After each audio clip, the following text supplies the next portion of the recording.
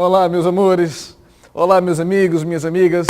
Vamos reiniciar mais uma fantástica viagem ao mundo do direito constitucional. Por favor, apertem os cintos e desliguem seus celulares. Desliguem seus celulares. Desliguem seus celulares ou coloquem no silencioso. Tanto faz. Mas desde já, muito obrigado por viajarem pelas linhas aéreas Nelson França. Em caso de emergência, máscaras de despressurização cairão sobre seus colos. E as saídas de emergência, você sabe, só tem aquela. Pessoal, vamos dar continuidade ao nosso curso do ponto onde paramos. E na aula passada, começamos os direitos sociais, não foi? Mas o artigo 7º ele é grandão demais. Ficou faltando uma partezinha inclusive que eu pulei. Não foi? Lembra disso? Na hora de fazer os slides, não sei muito bem porquê, pulei o inciso 4 ao inciso 11 e ficou faltando o parágrafo único. Confere? Não foi? Pois bem, para terminarmos o artigo 7º, já vimos o 6º, já vimos o 8º, o 9º, o 10 e o 11.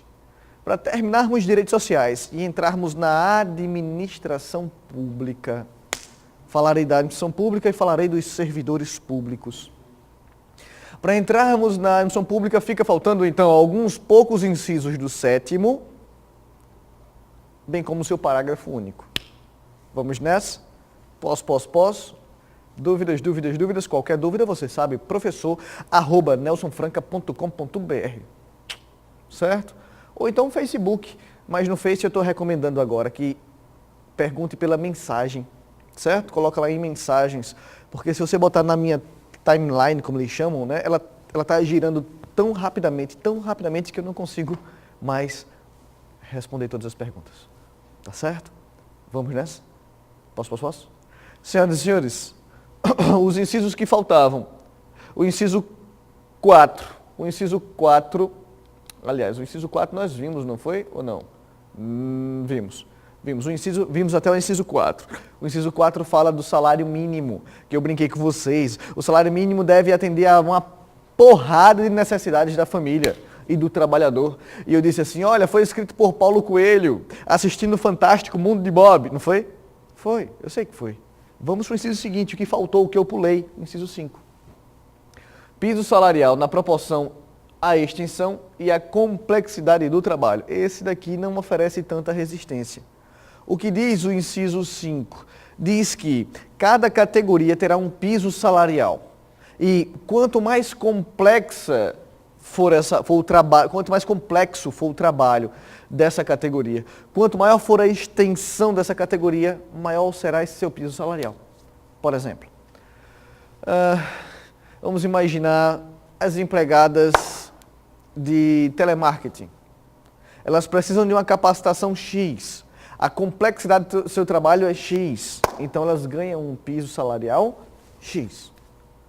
Mas imaginem agora o operador de máquinas pesadas,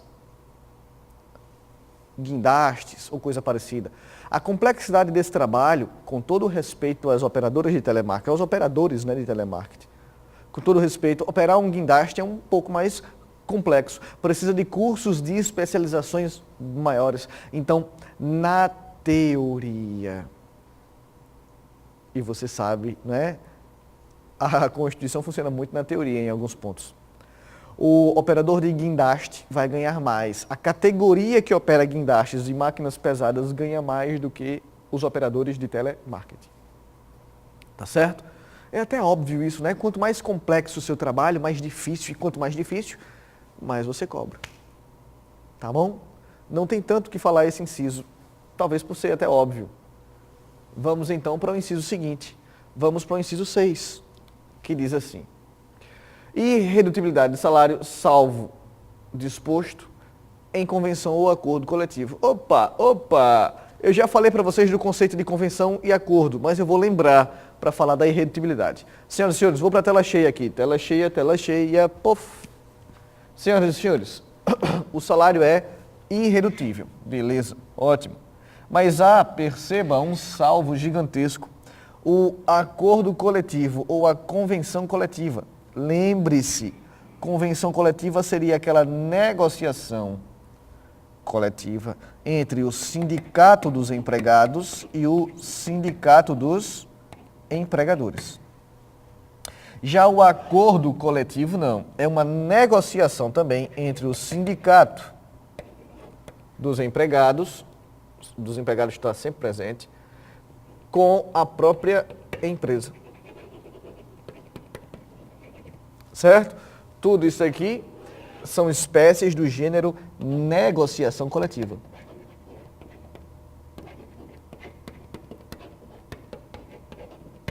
Tá bom? Tá certo? Ora, então teu salário é irredutível, perceba. Seu salário é irredutível, mas há uma grande exceção. Qual? A negociação coletiva, seja através do acordo ou da convenção. Tá certo? Tá claro isso? Difícil isso? Não.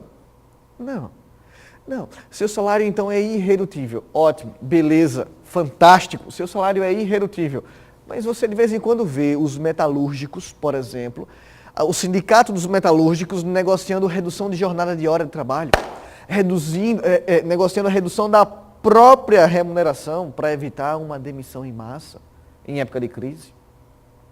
Ora, essa negociação envolve, no mínimo, um sindicato. Que sindicato? Dos metalúrgicos. Se for os metalúrgicos negociando, o sindicato dos metalúrgicos, negociando com a própria empresa, acordo coletivo. Se for o sindicato dos metalúrgicos com o sindicato dos empregadores das metalurgias, nós temos uma convenção coletiva. Tá certo? Tá bom assim? Continuando, senhoras e senhores. Garantia de salário nunca é inferior ao mínimo para os que percebem remuneração variável. Esse é o primeiro inciso que merece realmente uma atenção mais apurada. O primeiro inciso de hoje, que merece uma atenção maior. Preste atenção, senhoras e senhores.